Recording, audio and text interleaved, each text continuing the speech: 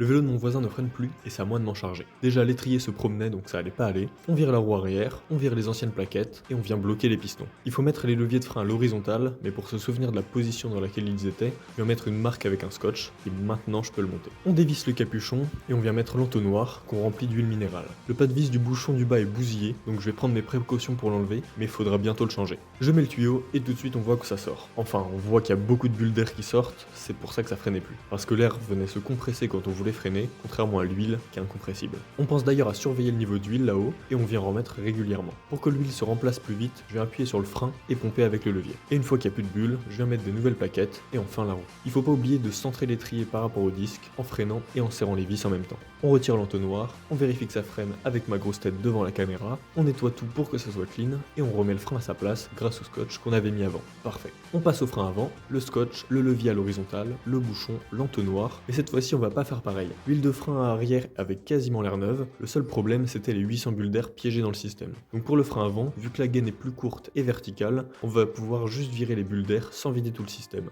Toute la stratégie consiste à mettre l'huile en haut pour remplacer l'air, pomper en freinant un max et bouger la gaine pour que les bulles s'échappent.